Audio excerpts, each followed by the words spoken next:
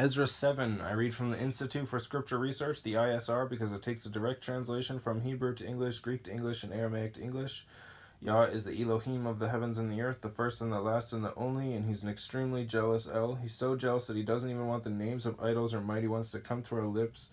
And Yah is the Elohim of the heavens and the earth, the first and the last and the only, and he's an extremely jealous El. He's so jealous that he doesn't even want the names of idols or mighty ones to come to our lips. And Yah is short for YahWeh, Yahweh, Yod-Heh, Vav-Heh. There's no difference. It's like saying Dan, Daniel, Daniel with an E. What is a difference and does matter is when people say that Sam, Phil, Bob, and Aaron are the same name, because no, they're not, and no one in the right mind would ever believe that.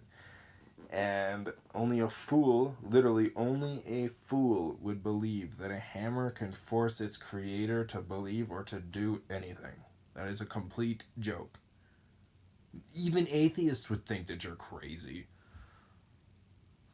Evolutionists would still think you're crazy. Crazy people would still think you're crazy.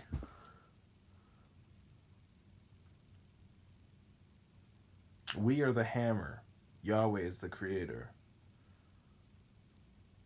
Don't be a fool. Wake up. There is no letter J in the Hebrew, Greek, or Aramaic texts because the letter J is only about 600 years old, while the son of Elohim, Yehoshua, died on a stake for the sins of all of humanity over 2,000 years ago. And a direct translation from Hebrew to English, Yehoshua is Joshua, and I strongly believe that the son of Elohim's name, Yehoshua, means Yahweh is salvation. Also, if you think I'm a Pharisee because I chose to get his name right, I think that you show blatant disrespect for Yahweh's name and Yehoshua's name. That's what I think.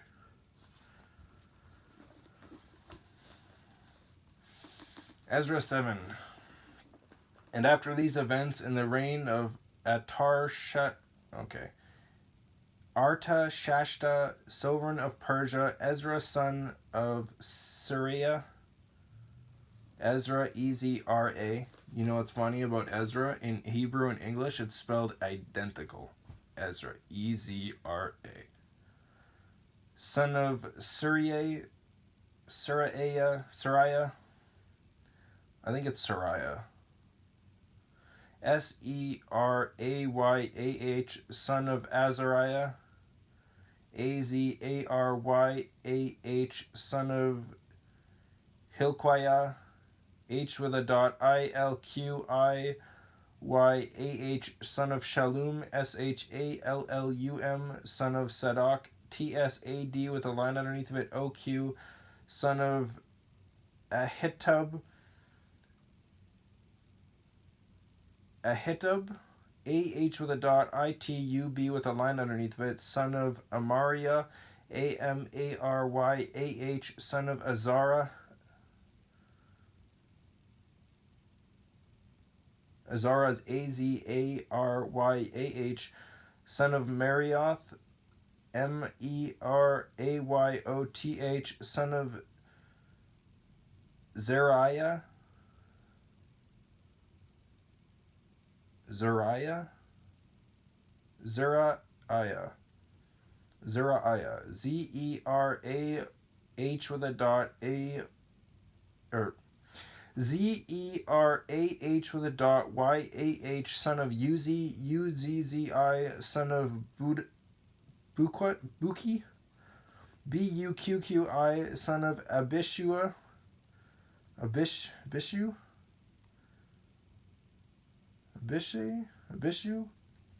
A-B with a line underneath it, I-S-H-U-A, son of Phinehas, P-H-I-N-E-H with a dot, A-S, son of Eleazar, E-L apostrophe A-Z-A-R, son of Aaron, A-H-A-R-O-N, of the chief priest, and of Aaron is A-A-R-O-N in English, and in Hebrew it's A-H-A-R-O-N.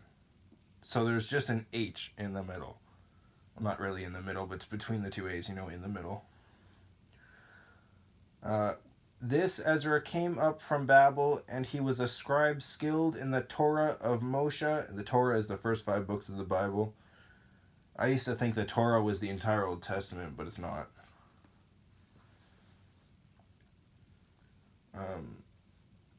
which YahWeh Elohim of Israel had given, and the sovereign gave him all he asked, according to the hand of YahWeh his Elohim upon him. And some of the children of Israel, and the priests, and the Levites, and the singers, and the gatekeepers, and the Nethinim came up to Jerusalem in the 7th year of sovereign Artashshasta, and he came to Jerusalem in the 5th new moon, so the 5th month, which was in the 7th year of the sovereign. For on the 1st day of the 1st new moon he began to go up from Babel, and on the 1st day of the 5th new moon he came to Jerusalem, according to the good hand of his Elohim upon him. 5th new moon is 5th month. Whenever it says new moon and then the number, that's actually the name of the number of the month as well. Although their months were a little bit longer, not much, a few days. For Ezra had prepared his heart to seek the Torah of Yahweh, and to do it, and to teach laws and right rulings in Israel. And this is the copy of the letter that sovereign Artashshasta gave Ezra, the priest, the scribe, a scribe in the words of the commands of Yahweh and of his laws to Israel. Artashshasta, sovereign of sovereigns, to Ezra the priest, a perfect scribe for the law of the Elah of heaven. And now I make a decree that all those of the people of Israel, and the priests and Levites in my reign, who volunteered to go up to Jerusalem, go with you, since you are being sent by the sovereign and his 7 counselors to inquire about Yehuda and Jerusalem with regard to the law of your Elah, which is in your hand, and to bring the silver and gold which the sovereign and his counselors have voluntarily given to the Elah of Israel, Yisrael, that's another one, whose dwelling is in Jerusalem, which is Jerusalem. I mean, I'm pretty sure that was like, smack yourself on the head, of course that's right. But for those who don't know anything, and yeah. And whatever seems good to you and your brothers to do with the rest of the silver and the gold, do it according to the desire of your Elah, and the utensils that are given to you for the service of the house of your Elah, put back before the Elah of Jerusalem, and the rest of the needs of the house of your Elah, which falls to you to give from the sovereign's treasure house. And I, Artashshasta, the sovereign, do make a decree to all the treasurers who are beyond the river, that whatever Ezra, the priest, the scribe of the law of the Elah of heaven, does ask of you, let it be done promptly, up to 100 talents of silver, and up to 100 cores of wheat, kors, it's a measurement, of wheat, and up to 100 baths of wine, and up to 100 baths of oil, and salt without reckoning. Whatever is commanded by the Elah of heaven, let it be diligently done for the house of the Elah of heaven. You know, I know this guy's like, well, I'll give you this up to that. I'll give you this up to that. Well, here's the thing. Whatever YahWeh asks, you will give. So if it ends up being more than that, then it's not up to this or up to that. Sorry, buddy.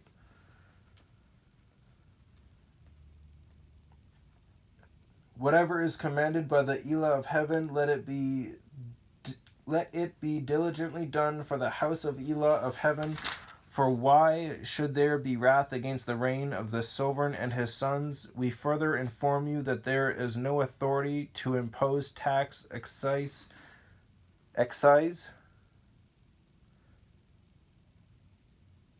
I think before I thought it said exercise, but it's excise, EXCISE, or toll on any of the priests and Levites, singers, gatekeepers, Nethinim, and servants of the house of Elah. I just want to point out that in the previous chapters, people were trying to get them to stop building this because they were afraid that this same thing that they were just slapped in the face with, they thought that was going to happen, but they thought the people were going to make it happen. But instead, it's the sovereign of the sovereigns of that entire like country or whatever it is that said it. So now what are you going to do? You're gonna cry about it. That's all you're gonna do. Go home and pout. And you, Ezra, according to the wisdom of your Elah that is in your hand, appoint magistrates and judges to judge all the people who are beyond the river, all such as know the laws of your Elah, and teach those who do not know them. And whoever does not do the law of your Elah and the law of the sovereign, let judgment be promptly executed on him, whether it be death or banishment or confiscation of goods or imprisonment.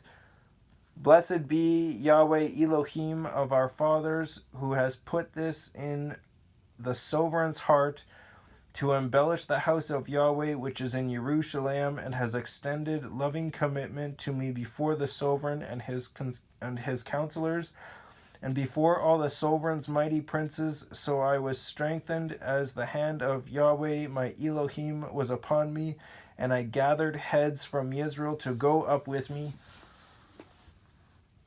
I just want to point out that people are going to take that last part where they were like, whether it be death or banishment or confiscation of goods or imprisonment as like complete slavery. But if you don't know what the laws are, then you have no idea what you're talking about, and I think you're a fool. If you go back and read it, it talks about loving each other as if you should love yourself, and people who don't do that are doing some seriously wicked acts against people by not doing that, and they deserve exactly that. But it should be done by the law, not each individual citizen, like that most recent shooting I keep hearing about. I can't remember what it's called, but this black guy was checking out a home that was constructed, or was being constructed, kind of a thing, or like they were doing renovations on it, so it was a massively open area, and he walked in there, and it was all on camera. He literally just walked in there, checked it out, it turned around and left, what most people do, and people do that all the time. And anyways, he took off running down the street, and somebody had reported him to the police saying that he was in the house, but he wasn't trespassing. By the letter of the law, he didn't break any of the laws, because no one forced him out, no one told him to leave. And he literally just checked out the place, and the people who checked on the place said that nothing was stolen. So when these two retarded redneck white guys, who you can clearly see that the son is inbred, like the guy is retarded. Why he's walking around the streets with a gun trying to citizens arrest people? Kill yourself. Not literally, but they deserve the death penalty, in my opinion. We should have put them to death already, but they're allowed to walk free because they're white and he was black. Go figure. But they were like, yeah, we wanted to arrest him because he fit the description of someone breaking in. Doesn't that sound familiar? That's what white cops used to say about black people back in the day when they lit them up in the streets. Curb stomped them in. Oh, I feared for my life. Anyways, I want to point out that the guy who tried to arrest him walked up to him with a shotgun in his hand and demanded him to just be arrested. Under no legal right to do so. So when the guy decided to defend himself with his gun, the guy killed him, committing murder, potentially even first degree or second degree murder, because he planned it. He walked up to him with a gun in his hand. He planned to use it.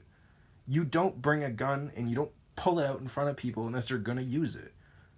Be smart or don't touch one. A gun is a very, very dangerous tool, and if you don't treat it with respect, then you are a fool. And those two were fools, and they deserve the death penalty. But they're gonna walk. I almost guarantee it, because the guy they shot was black, they will walk.